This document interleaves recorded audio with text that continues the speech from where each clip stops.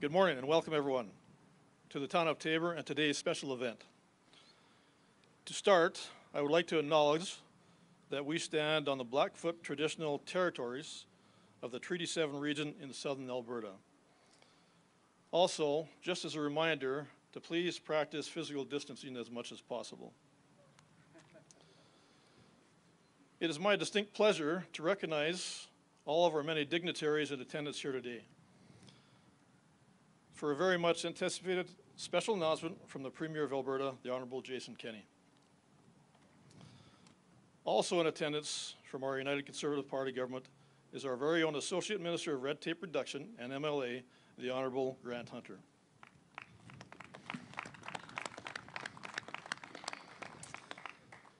We also have the Transportation Minister, the Honourable Rick McIver, with us here today as well.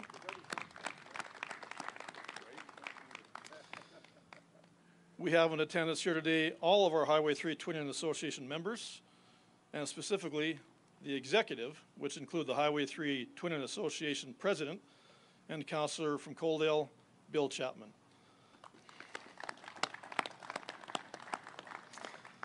Vice President and Mayor of Bow Island, Gordon Reynolds.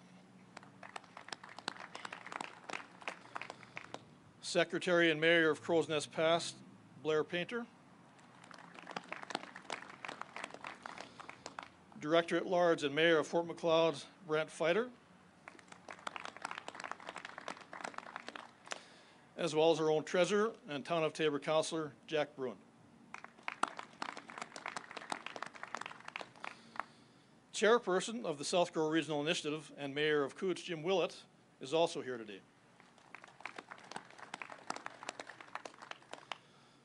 As the Mayor of the Town of Taber, I, along with our entire Town Council, administration, and Team Taber, are all very thrilled and happy to host today's event and very special announcement. We are very proud of our Town of Taber and area residents and their many accomplishments that have contributed in so many ways that makes Taber such a great place to live. Without further ado, it is truly an honor and my absolute pleasure to introduce our very distinguished guest and Premier of Alberta. Please welcome the Honourable Jason Kenney. Cheers. Thank you so much, Your Worship, or I should say Your Worships. We seem to almost have an AUMA convention going on over here this morning. Thank you all, leaders of the local communities here throughout southern Alberta. Thank you to my colleagues, Minister Grant Hunter. We call him the Red Tape Killer.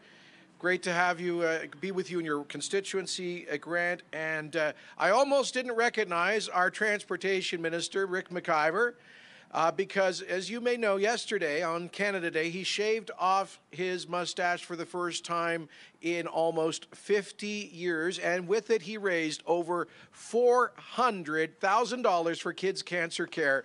Bravo, Rick. Plus, he looks at least 10 years younger, don't you think? Unbelievable. Congratulations, Rick, to you and Christine for all she does with kids' cancer care.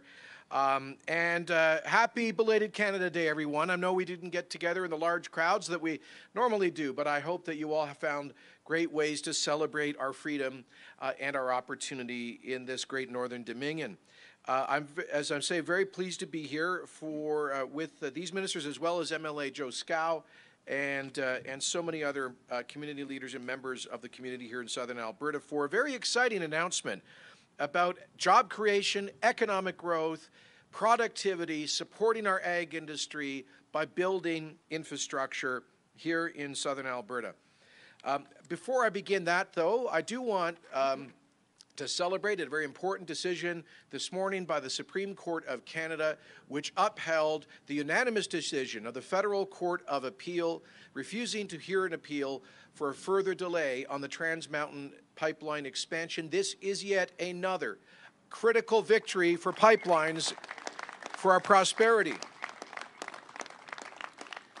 And let me say that this is a win for First Nations because the Federal Court of Appeal pointed out in its decision, today confirmed by the highest court in the land, that 120 of the 129 affected First Nations either support or do not oppose the Trans Mountain expansion. And this is an affirmation that reconciliation also means reconciliation. It means economic opportunity. It means saying yes to the vast majority of First Nations and Indigenous people who want to move their communities from poverty to prosperity by being full participants in responsible resource development. I'm proud to work with the Blackfoot people here in southern Alberta, and together we are working with First Nations throughout British Columbia and across Canada to ensure that their folks have a future of jobs, of opportunity, and prosperity. It's a moral cause of our time, and I believe that today's decision gets us closer to a prosperous future for First Nations in Canada. It's good news. So, and I'm going to have more news tomorrow about the Keystone XL pipeline, but let me talk about what brings us here today. I've been barnstorming southern Alberta in that rented RV over there, really getting out and meeting Albertans and seeing how communities are doing following this pandemic that started in March. It has been a tough ride for all of us after 5 tough years, but the folks I've met across southern Alberta are amazingly upbeat and optimistic that we're going to continue managing our response to this virus successfully and safely, and that we will bounce back from the fiscal and economic damage that it has caused. It is no surprise to encounter this kind of resilience in Alberta, but it's still, I have to say, reassuring to see it in people's faces and to hear it in their voices, to be reminded of the entrepreneurial culture that lies at the heart of the people of this province. So I started this week in Calgary on Monday, where we announced Alberta's bold, ambitious, long-term economic recovery plan to build, to diversify, and to create jobs. In the short term, of course, we're focused on protecting lives during what has been the worst public health crisis since 1918. But as I've been saying from the start of the pandemic, protecting livelihoods is also critical. We managed in Alberta because these two goals, better than others almost anywhere in the world. Our hospitalization and fatality rates are amongst the lowest in any affected region, and we are keeping them low and stable. So thank you for being physically distanced here this morning, and thank you to community leaders for reminding your folks that we're not out of this yet. We still have to be careful. We've done this while at the height of the pandemic, keeping 85% of businesses open and operating within new safe guidelines, representing 95% of our economy and 88% of the workforce. And now we have reopened more broadly and more quickly than any province in Canada within safe, common sense guidelines. We did not have the full-scale lockdown that we saw in other parts of Canada, North America, and around the world. But we're still taking a beating in this province from the global coronavirus recession and an unprecedented crash in energy prices, which hit us just as we were starting to rebound from 5 tough years. Now we're faced with unemployment levels that we have not seen since the Great Depression. The official rate, 15%, but unofficially, if you look at the average level of the number of people who work in Alberta, we figure we're closer to a 20-25% unemployment rate. We kept our economy here in Alberta on life support over the last 3 months, in part with the help of $14 billion in fiscal action by Alberta's government, more than any other province on a relative basis, providing direct support to individuals, like through the self-isolation payments for folks who had to stay at home at the beginning because they were sick, to families through rent protection for renters and for commercial tenants as well, through job creation programs, through billions of dollars in liquidity for small businesses, through ATB, through job creation programs, through hundreds of millions of dollars of support for our healthcare system, starting with $500 million back in March. And I'm proud to tell you that Alberta has invested more in COVID-related mental health support than all of the other 9 provinces put together ×2 with our $53 million support for mental health during these very, very stressful times. Support for the ag industry, and also through tax, fee, loan deferrals, student loan deferrals, WCB premium deferrals, plus $200 million for small business relaunch grants for those businesses that did have to suspend during the pandemic to help them pay that, buy that first bit of inventory, make that first payroll, or just pay the rent. And the applications for that program opened up this past Monday. So with our growing confidence that we can reopen the economy while keeping the COVID virus in check, it is critical to focus on getting Albertans back to work. And that's why we're taking actions to get private sector entrepreneurs back in business and their employees back to work. Obviously, most businesses here in Canada's premier food corridor are linked to the agriculture industry. We've taken some real action to support the sector, including helping cattle producers cover the cost of feeding market-ready cattle that were backed up at the farm, up to the farm gate when the meat plants were slowed down in the spring. Most of our actions have been designed both to provide short-term relief, but also pay long-term dividends. Our $1.5 billion investment in the Keystone XL pipeline is a good example of that, and I'll have more to say about it tomorrow. It immediately creates thousands of jobs, but after the oil starts flowing in that pipeline in a couple of years, it will generate tens of billions of dollars for Alberta's economy and tens of billions of dollars of revenue for Alberta governments in decades to come. The same two goals of protecting lives and livelihoods that underpin virtually every facet of Alberta's recovery plan to create jobs, to build, and to diversify. And part of this was our exciting announcement, Mayor Spearman, in Lethbridge, of the $28 million provincial investment in a massive expansion of the Lethbridge AgEx that is going to turn that into a world-class facility to showcase Alberta agricultural products.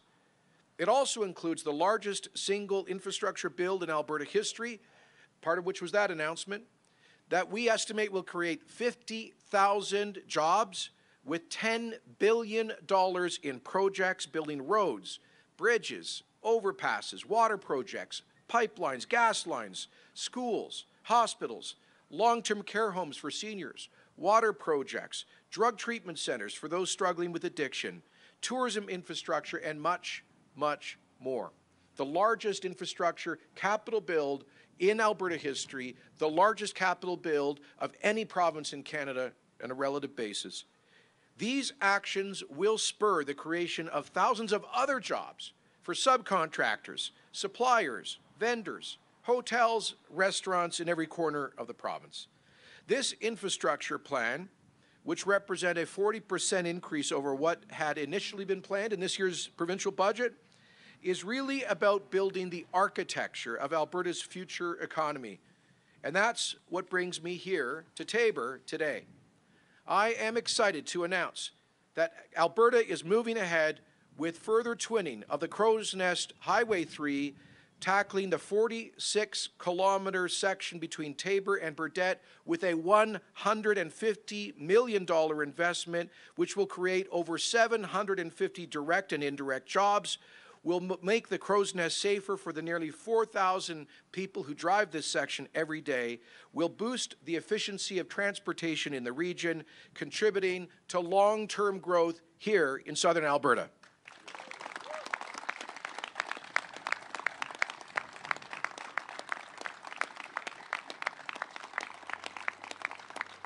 I know a lot of you folks have been pushing for this for a long time, so I want to say thank you for your patience, and unfortunately, it took a crisis to finally get it done, but we're getting a lot done right now. Rick, it's a good thing you're not, you look younger because you're going to need that energy to get all these projects done now. This is partly about strengthening the ability of the huge agribusiness sector in this region to move its ever-expanding volumes of raw and processed food products to national and international markets. So this isn't just about cars and trucks going up and down the road. This is about a big, long-term strategic plan to have the infrastructure to support growth in our dynamic ag sector. Speeding up diversification of Alberta's economy is a key goal of our recovery plan. And thanks in part to our huge, sophisticated irrigation systems, southern Alberta's agri-food sector is already one of the most technologically advanced and most diversified into value-added processing in the world. And I want to point out, didn't get much attention, that in the recovery plan we released on Monday, a big focus on looking at potential major future investments in expanding Alberta's irrigation system, because the provincial government has not made those kinds of investments for 6 decades. And we can see how that irrigation massively increases the productivity of our farmland here. This kind of infrastructure is a magnet for investment by big companies like Cavendish Farms that opened a $430 million frozen potato products plant near Lethbridge last year. And again, I want to congratulate the Lethbridge, City of Lethbridge, Mayor Spearman, his council, for their vision in turning Lethbridge into a real hub for the agri-food industry. The Crow's Nest Highway is like the region's coronary artery. It pumps investment and wealth into it and pumps high-quality food products out of it to consumers across North America. Planning and design work begins immediately, and construction will begin next year, creating, as I said, hundreds of local jobs during the project's lifespan. I'd like to thank and congratulate my friend Bill Chapman and all who's been president of the Highway 320 Association, together with all of their local partners, for having conceived the dream of a 4-lane superhighway from Saskatchewan to British Columbia. And you guys have been the leading advocates of this project, of this vision, for 2 decades. Thank you for not relenting. Thank you for your patience. Today you're getting her done. Congratulations. So let me wrap up by saying that Highway 320 is one of several highway improvement projects that we are launching across Alberta to get people back to work, promote economic recovery and diversification, and improve travel safely. These investments are in addition to the $200 million in STIP grants and wastewater projects that we announced on June 19th. They are in addition to the $6.9 billion in capital projects that were already in this year's provincial budget, including $900 million for the Municipal Sustainability Initiative and MSI local infrastructure. They form part of today's project is part of the $600 million additional dollars that we announced in Monday as part of the recovery plan for strategic provincial projects, and that is also, mayors, councillors, Reeves, in addition to $500 million of additional funding that we announced on Monday for MSI and municipal infrastructure, taking us from $900 million to $1.4 billion in the largest municipal infrastructure build, I believe, in the history of Alberta. And we're going to trust you guys, the mayors and councillors, to get the job done. Get the job done if you can with shovel-ready projects that'll get people to work right away, that will improve our long-term productivity. And please also be partners with us, with Minister Hunter, in red tape reduction to unleash the power of enterprise in your local communities. Our road to recovery will be long, and it will be challenging. It will require patience, perseverance, and some sacrifice.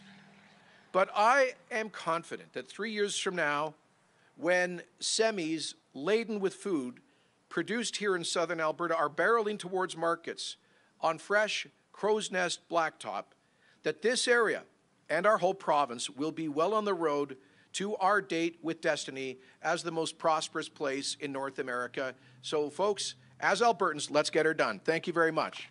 You got a lot of work to do. Are you up next?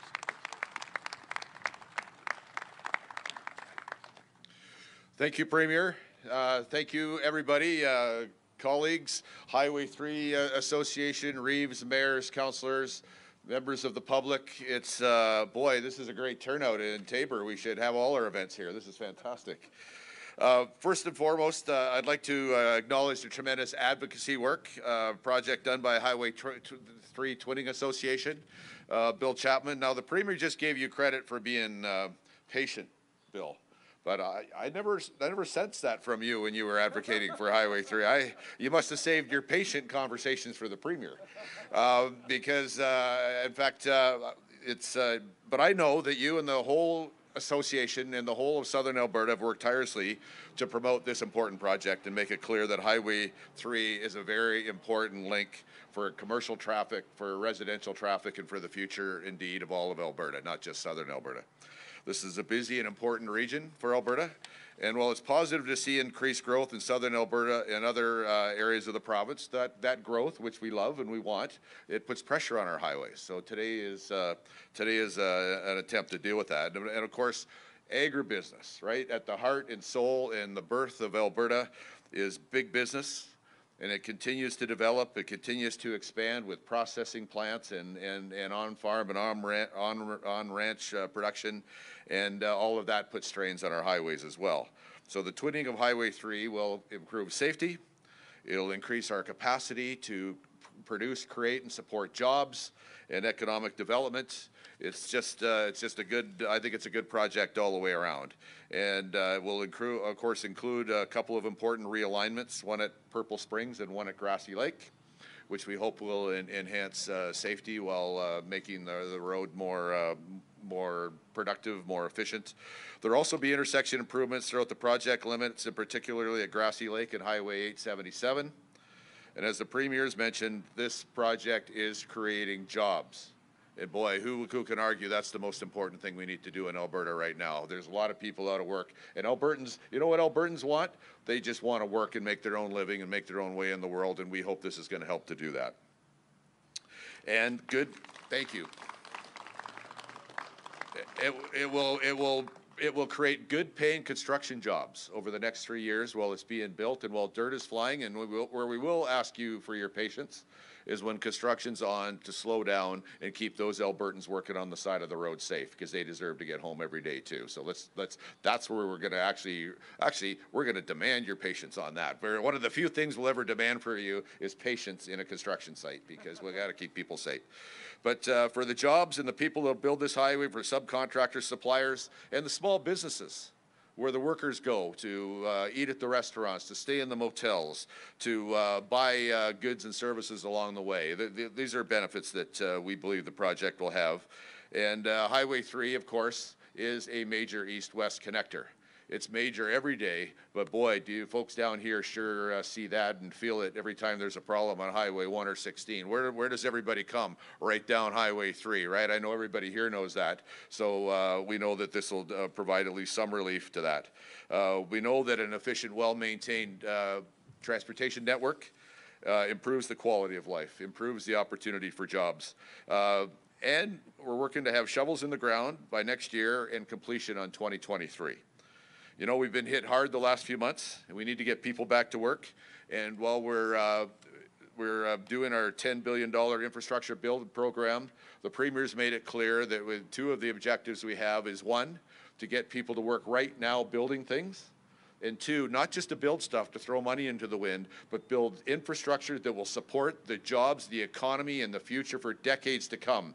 Because folks, some of our kids and grandkids will be paying for this. And if they're paying for it, they deserve to enjoy it too. And we've worked hard to pick infrastructure projects that those same people that will be paying for them will be able to use, and it will help them keep their jobs and run the economy too. So we think those are important principles that we've supported while we've done this. So on top of that, of course, we're trying to create jobs by building roads, schools, and other core infrastructure. And we think all of this makes a difference. So as I wrap up, thank you again to the Highway Twinning Association and the municipal leaders who have been all over me and our government about getting this done. We're grateful that you're here today. Our commitment is to get this project done and to help create a brighter future for Southern Alberta and our entire province.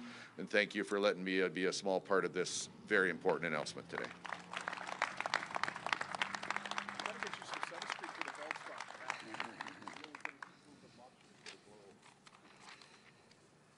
Good morning, everyone.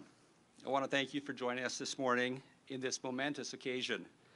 Thank you, Premier Kenney and Minister McIver, for coming to the soon-to-be Agri-Food Hub of Canada. This is a tremendous announcement.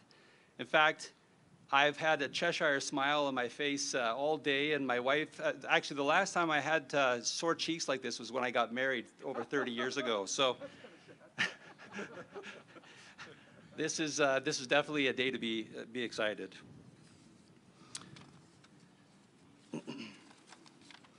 31 years ago, an unlikely movie swept the box office and captured people's hearts. The movie was The Field of Dreams, and it told the story of a visionary leader named Ray, a down-on-his-luck, run-of-the-mill farmer who felt compelled to build a baseball diamond in the middle of his field. Regardless of the jeers and taunts from neighbors, Ray was convinced if he built it, they would come. And they did. Ray went from jeered to cheered and became a community leader. I want to acknowledge a local community leader and a visionary man, Bill Chapman, president of the Highway 3 Twinning Association, has for years believed in and worked tirelessly to get us to this day. Thank you, Bill. And thank you to the entire Highway 3 Twinning Association board for the never giving up on this project. I also want to say to all the families who have had to say goodbye to loved ones due to accidents on this busy stretch of highway, we build this highway in your honor. Right here in southern Alberta, we have some of the best farmland in the world. We have a state-of-the-art irrigation system with plenty of water. We also have the most sun days and heat units. And without a doubt, we have some of the hardest working, creative, and innovative farmers and agri-food specialists in the world right here. So, to all the agri-food processors out there, we say to you, we're building it. Now, we invite you to come. Come with your ideas and investments. Come with your vision and leadership, because Alberta is open for business. This long-anticipated project will not only bring jobs, but will open new opportunities for agri-food sectors. In addition, this investment will increase safety along this very busy stretch of highway. It will allow for a more efficient highway system in the delivery of goods and services to nearby industry, as well as improve the delivery of goods from the region to other areas of the province. This is also an important step in twinning Highway 3 from border to border between Saskatchewan and British Columbia. Highway 3 has become the major east-west connector in this region. Once again, I want to thank you, Premier Kenney and Minister McIver, for being with us here today to make this very welcome announcement. Thank you.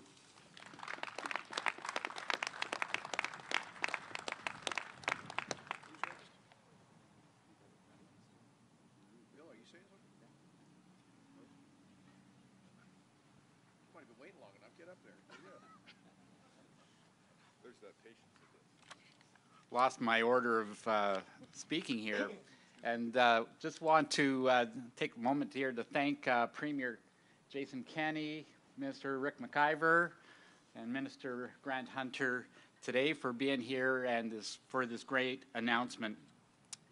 And also I want to welcome each and every one of you, mayors and reeves, and other councillors from other municipalities, our main stakeholders who have been really championing this project and the need for twinning Highway 3. It's really, really a day come true for many of us. On behalf of our association, our members and stakeholders along the Highway 3 corridor, I'd like to extend a special welcome to our Premier and their team. We're truly grateful, Premier, for the work you're doing not only to get Albertans through the COVID-19 crisis, but really to rebuild our province into a gold standard to be recognized across Canada and to be a leader in the global economy. And Premier Kenney, thank you so much for your announcement and for this generous funding that we're going to be receiving. We recognize the value that it gives us, and we stand by the importance of this funding for Albertans and the whole of the Highway 3 corridor. Now, this project certainly meets many of the definitions for building infrastructure, for boosting the economy, and for creating many needed jobs. And ultimately, it's about safety in our roads. And while a complete project is the ultimate goal, we applaud this endorsement and unanimous support for twinning. I also want to thank the town of Taber for arranging and organizing this venue, and to CAO Corey Arnfelt, and your team, and our own team was Jack Bruin, who's here, Victoria Chester, and Peter Casarella, as they worked out the logistics for today. And to this, I would like to thank Mayor Andrew Prokop for and your council for opening up your community for this event today. We are truly thrilled to be hosting this great event. Now, just for a bit of background, the current Highway 3 Development Association has been advocating for this project for almost 20 years. Now, I might add to that Minister McIver and Minister Hunter have had the pulse of this project on the horizon for approximately 10 years. And I just want to thank you for staying tuned in and being a part of this. I also would like to thank Brian Bruin, Councillor Brian Bruin, who's in the corner here. He's the one that really revived the whole vision again, and for a while it was just kind of in the slow skirts, but now we've been able to get back on track, and I'd like to thank Brian for that. So in the early years, there was a really concerted push for a twinned highway from Lethbridge to Coaldale, and in fact additional stretches of highway were twinned, and in 2005 Premier Ralph Klein funded 24 kilometers of passing lanes along Highway 3. But yet, Highway 3 is one of the remaining highways in Alberta on the national highway system that is not fully twinned. To quote one of our members of parliament, Rachel Harder, who says this, "Agriculture is the superpower of the economy in southern Alberta." And from the sugar beet growers, President Gary Tokariuk, who's here today, says this in part, "We are very pleased that the government of Alberta is prioritizing the safety of Albertans along the transportation of agriculture goods with the twinning of Highway 3. By twinning this highway, our ability to continue to produce the only source of Canadian sugar 100% will continue to be able to be conducted in a much more efficient and safe manner. Agriculture must play a larger part in the economic portfolio of Alberta, and through this investment in road infrastructure, we believe it is a solid first step." Now, other economies are growing too. The community of Foremost, who we have a representative here today, now features a large holding yard for windmill parts, which are then trucked all along Highway 3 out to the Pincher Creek area. Bow Island, of course, has a couple of RTM, or ready-to-move homes, manufacturing yards in their community, and are using Highway 3 to transport their goods to their destinations. And while we've talked about Cavendish, while potatoes are now represent about $1 billion of the Alberta economy, and for our region alone, it'll take approximately 7,000 truckloads every season to ship the potatoes to Cavendish in Lethbridge. Now you multiply that by the other plants, including McCain's and Lamb Weston, for their plants as well. So we continue to lead our province in agricultural export. Now, this is only a small sample of the economic drivers here in southern Alberta and the jobs they create. And our membership has grown to include the two cities, Medicine Hat and the city of Lethbridge. And lately, the First Nations community of the Piikani have shown a great consideration for twinning. I want to applaud a number of our communities this morning. The Crow's Nest Pass, Pincher Creek, Fort Macleod, Coaldale, Tabor, and Bow Island have been key members for many years, including the Horizon School Division. Now, the regional economic development authorities, including South Grow, the regional initiative, advocate for this initiative, and we have its chair this morning here, Jim Willett, with us. And to date, over 2,500 signatures to our petition for twinning have been filed. Now, on another note, Highway 3 is also supportive of the efforts of Peaks to Prairies to field automobile charging stations along the Highway 3 corridor. And we're pleased that Bev Thornton is here today to demonstrate this trending and upcoming new technology. I think there's there's a charging station just over here. Now, we have several tiers of memberships ranging from municipal members, business stakeholders, and reciprocal members, including all of the chambers of commerce from the Crow's Nest Pass through to Medicine Hat. the trucking industry, including Chinook carriers and gateway carriers, and thank you so much for bringing your trucks here this morning, are here to instill the need for twinning. And in particular, I want to acknowledge the Alberta Motor Transport Association for ensuring this project be listed in their top 5 priorities for government investment. Now we have 4 members of Parliament, 7 MLAs, and all of the reeves and mayors and councillors all along this corridor who all fully recognize the value and importance of Highway 3 for safety and economic benefit of southern Alberta. And maybe just for your interest, for every dollar that the government spends on this project, there will be a $3 return in economic investment. So in closing, I'd like to share with you 3 main identifiers to this project. Every section of highway that is twinned saves lives. And I can't emphasize that enough. Every person I speak with affirms this safety issue. Number 2, that Highway 3 does not end at the BC border, and as Premier mentioned, that we do have collaborative interests with the British Columbia group, and our own association has met a number of times with the BC Highway 3 Association, sharing a number of transportation pressures, economic development opportunities such as the new coal mine going out there, and of course, shared tourism. And finally, in addition to responses to economic development, our stakeholders see twinning as truly a prerequisite for economic growth, and are joining our association. So thank you again, once again, to all of you for your attendance, and to Premier Kenney, to Minister McIver and Minister Hunter, and all your mayors and reeves for your unanimous support for this project. So let us prepare Alberta to lead Canada into this next decade. And may God bless our communities, and may God bless Alberta.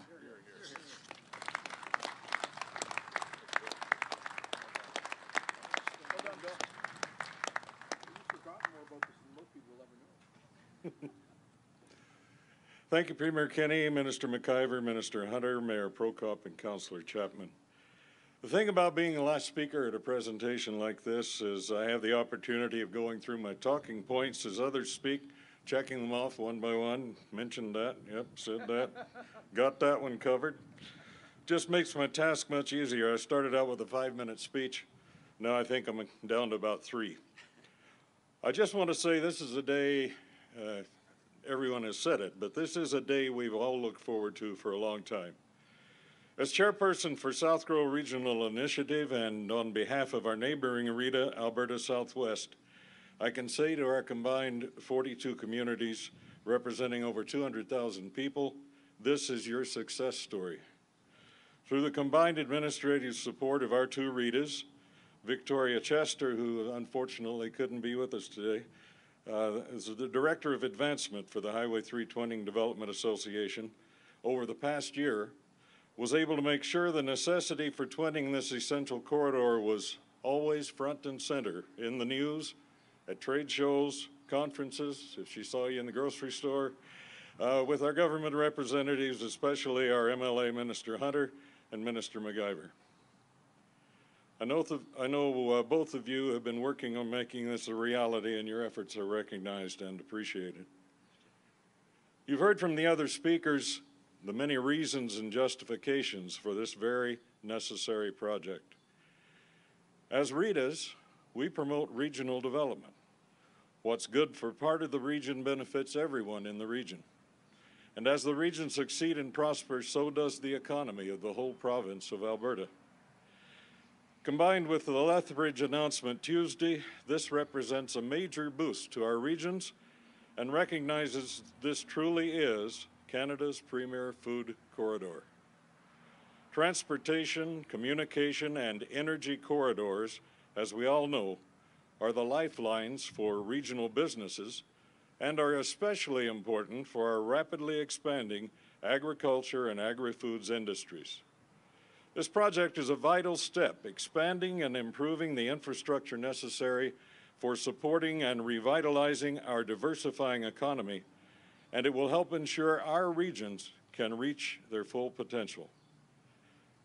On behalf of all the folks I represent, thank you to the Government of Alberta, Premier Kenney, Minister McIver, Minister Hunter, for your commitment and contribution to our immediate and future growth and success.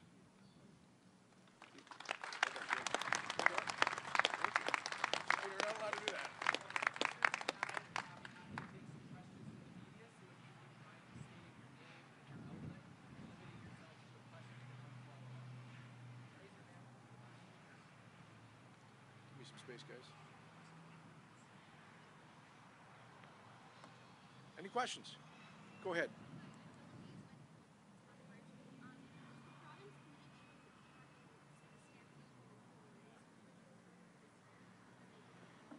Calgary Stampede? Well, as you know, unfortunately, the Stampede, like most major events, has had to be canceled this year because of the COVID-19 pandemic. The province is supporting some major infrastructure investments, like the new event center on the Stampede grounds through a provincial tax offset. And in terms of other funding, I'm not sure what the plans are for the long-term future. Stampede is obviously the largest public event in the province. It's a key part of our culture. It celebrates our Western heritage. It's a great showcase of agricultural products and practices. Normally the Stampede would be starting later this week. It's a sad situation that it won't happen. That's true for Whip Whip Days down here in Lethbridge as well. So we're certainly focused at this point on supporting the Stampede's growth and capital development projects, which align with the new major event center that's being developed, the new arena for the Flames that will be a multi event kind of major events venue. And of course, the province again is involved in that in terms of a property tax offset.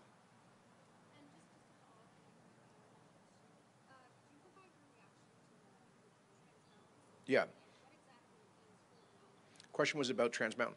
We are delighted to have won another critical legal victory on the construction of the Trans Mountain Expansion Pipeline, a project that is so important to the long-term prosperity of Alberta and of Canada. This is yet another legal vindication of the TMX project, and I think most importantly, it's the highest court of the land underscoring that there has been extensive, exhaustive consultation of First Nations communities, and that the vast majority, 95% of the affected First Nations, either actively support the Trans Mountain project or at least do not oppose it. There's only a small handful, less than 5% of the affected First Nations who are opposed, and I understand that some of them are in ongoing conversations with Trans Mountain. I can tell you that the Government of Alberta is continuing to advance conversations with First Nations about potentially backstopping, financially supporting a co-ownership bid by a consortium of First Nations to purchase a portion of that from the Government of Canada. We're doing that through our Indigenous Opportunities Corporation that we have created, a $1 billion backstop for Indigenous financial participation or co-ownership of major resource projects. So again, today's victory is an important victory. I think it removes the last potential serious legal impediment to the construction and completion of TMX. We're excited to see that construction continues, and in fact, you can see in Edmonton, right just about this week, the pipeline is going to start to be laid for TMX through the Enoch Cree First Nation on the southwest side of Edmonton, a First Nation that is one of dozens that are strong supporters of TMX. Since you're in Sabre, I'll ask this question. It's about potato growers and seed growers in particular in the province. They've been hit hard with the results of COVID. Some had to destroy thousands and thousands of potatoes. They say the current ag program doesn't really address their situation because this hasn't happened before. Yeah. And they were just wondering if there's any possibility of getting some form of relief to offset their loss. Well, the question, if you didn't hear, was about the potato industry and the damage they've incurred this year because of I think the ultimate cause was the closure of restaurants that massively reduced demand for processed potato products like French fries, and that, of course, has led to a huge backup in inventories. And so we're aware of the real challenges that they're going through. We're glad to see a good growing year this year in 2020, and we are confident that the demand will return. And I do want to point out, we did our part in Alberta with the lightest public health restrictions in Canada, if not North America, that allowed restaurants to continue operating for takeout and delivery. That kept demand up here, at least locally, to some extent. But in terms of the actual producers, I know that Minister of Agriculture Dreeshen has been working with his federal counterparts on exactly this issue. Potato is not the only crop that got a major backup because of the pandemic. And so we have been seeking a partnership with the federal government because the potato industry in PEI, New Brunswick, was hit just as hard. So it's really a national question, and I'll seek an input, an update, I should say, from Minister Dreeshen on where that's at. But I can tell you, I raised this with Prime Minister Trudeau about 6 weeks back. 7 weeks ago when we first became aware of the problem, and we're still awaiting for a response from the Government of Canada. Let's go ahead. Okay, just regarding the twinning of Highway 3, so this has been in development for a couple decades now. Why was this important to be announcing and get this going right now? Well, as you say, it has been a long-term request of leaders in both municipal government and the agriculture industry, as well as others here in southern Alberta. Look, Alberta has, for many years, had a very big capital budget, but there's a lot of competing demands. And what's happening now is that we've had very strong advocacy. I've got to credit Minister Hunter and MLA Scow and local mayors in Reeves and the Highway 3 Twinning Association for having made a very compelling case. We have made a very deliberate choice to expand our capital budget to address the economic crisis that we're living through because of COVID. And so in that decision to expand to the highest level ever, our capital build, our infrastructure budget, this came up as an obvious project to move forward on. And I would say the key factor was this. We've been really grinding hard to find projects that will add to our overall economic growth, productivity, and diversification.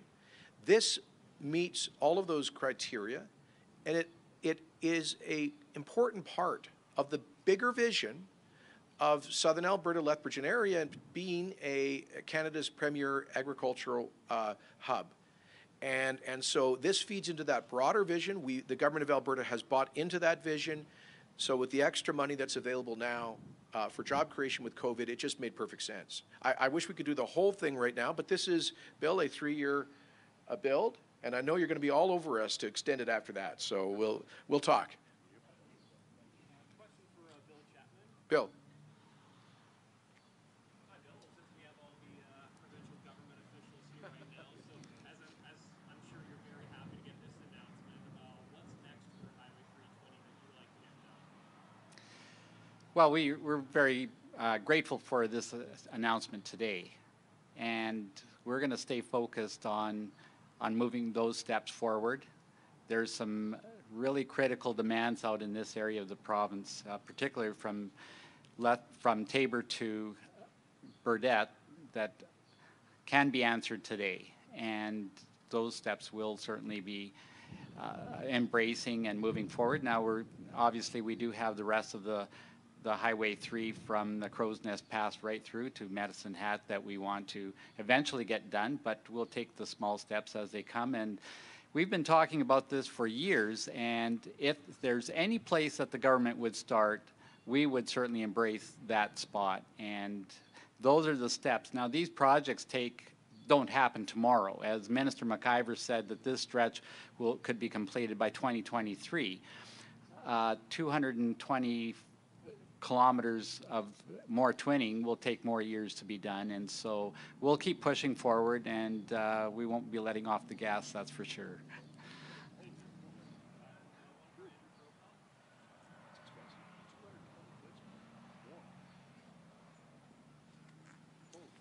Yes. Can you just talk about the importance of twinning Highway I think the impact is going to be huge overall. In some ways, it's probably difficult to measure entirely, but as Bill Chapman indicated, the ratio is $1 for every dollar spent, $3 come back. So that in itself says it all. I don't think you can say enough about the economic benefit and the economic growth that's going to occur here and benefit the entire community and area all the way around in southern Alberta. All right. Thank you, guys. Thank you very much.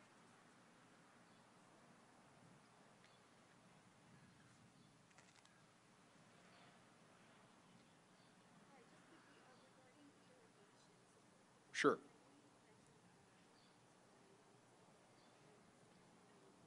Sure. Yeah, the question's about irrigation, just to amplify what I'd said. Part of our economic recovery plan is a commitment to seriously study the possibility of significant additional Alberta investment in irrigation infrastructure. We have not seen major provincial investments in that for 60 years.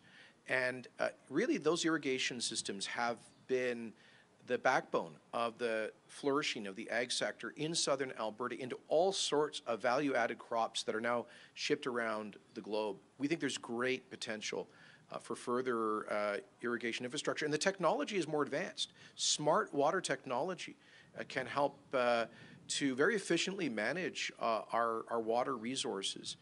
We are in preliminary discussions with the Canada Infrastructure Bank, which has a $30 billion capital investment portfolio for public-private partnerships, to see if there would be interest in potentially financing additional irrigation infrastructure in southern Alberta on a P3 basis.